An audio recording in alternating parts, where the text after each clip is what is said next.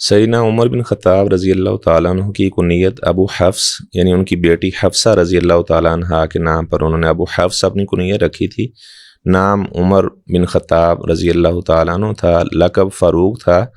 یہ فاروق لقب صرف مسلمان انہیں فاروق کے لقب سے یاد نہیں کیا کرتے تھے، بلکہ جو اہل کتاب تھے ان کی کتابوں کے اندر بھی حضرت عمر رضی اللہ تعالیٰ کا لقب فاروق لکھا ہوا تھا، اور حضرت ابو بکر کے نام کے آگے انہوں نے صدیق لکھا ہوا تھا.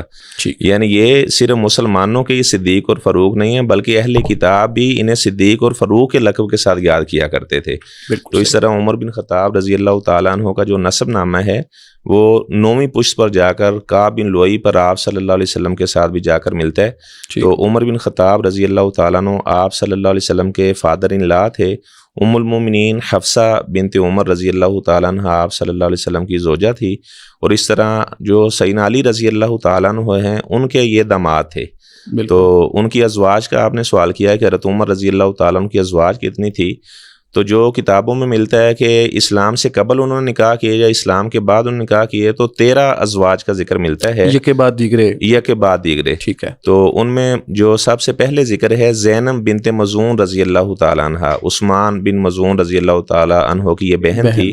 اور دو ان سے حضرت عمر رضی اللہ تعالیٰ عنہ کی جو اولاد ہے عبداللہ بن عمر رضی اللہ تعالیٰ عنہ اور عبد الرحمن بن عمر رضی اللہ تعالیٰ عنہ، اور اس طرح بیٹی حفصہ بنت عمر رضی اللہ تعالیٰ عنہ. اس اعتبار سے جو زینب بنت مظعون ہیں یہ رسول اللہ علیہ الصلوۃ والسلام کی ساس ہوئیں، کیونکہ جو حفصہ ہیں ان کی یہ ماں ہیں. حفصہ رسول اللہ علیہ السلام کی بیوی ہیں.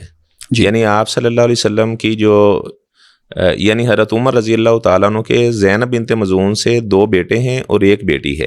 اور اس طرح ام کلثوم بنت جرول ایک ان کی زوجہ تھی، 2 بیٹے تھے ان سے. اور اس طرح ام کلثوم بنت علی رضی اللہ تعالیٰ عنہ یہ بھی حضرت عمر رضی اللہ تعالیٰ عنہ ان کی زوجہ تھی. اور ان سے ان کا ایک بیٹا بھی تھا زید جس کا نام تھا، اور بعض نے ایک بیٹی کا بھی ذکر کیا ہے. تو زید ایک قبیلے کے درمیان صلح کروانے کے لیے گئے، واپس آئے. یہ سنن نسائی میں تفصیل ہے. تو ان لوگوں نے راستے میں انہیں شہید کر دیا. تو جب ان کی والدہ محترمہ تک یہ خبر پہنچی تو وہ اپنا یہ خبر سنتے ہی وہ بھی وفات پا گئی صدمے کی وجہ سے. اور یہ ام کلثوم وہی ہیں جو سیدنا علی رضی اللہ عنہ کی بیٹی ہیں، رسول اللہ علیہ الصلوۃ والسلام کی نواسی ہیں. سیدہ فاطمہ کی بھی بیٹی، سیدہ فاطمہ رضی اللہ تعالیٰ عنہ کی بیٹی ہیں. 2 ان کی بیٹیاں تھیں. بڑی کا نام زینب تھا، وہ عبداللہ بن جعفر رضی اللہ تعالیٰ عنہ ان کی زوجہ تھی.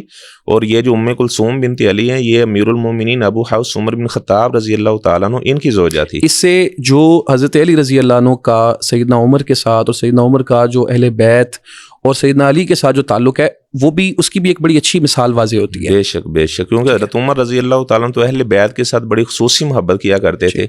تو جو زید حضرت عمر رضی اللہ تعالیٰ کے ایک بھائی کا نام بھی زید تھا، وہ جنگ یمامہ میں شہید ہوئے تھے. اور وہ فرمایا کرتے تھے کہ جب بھی باد صبح چلتی ہے تو مجھے میرے بھائی زید کی یاد آتی ہے. تو انہوں نے ام کلثوم بنت علی سے جو بیٹا پیدا ہوا تو اپنے بھائی کے نام پر اس کا نام بھی زید رکھا تھا.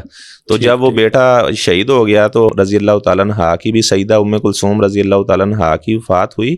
تو عبداللہ بن عمر رضی اللہ تعالیٰ عنہ انہوں نے اپنی والدہ کا اور اس طرح اپنے بھائی زید بن عمر کا جنازہ پڑھایا.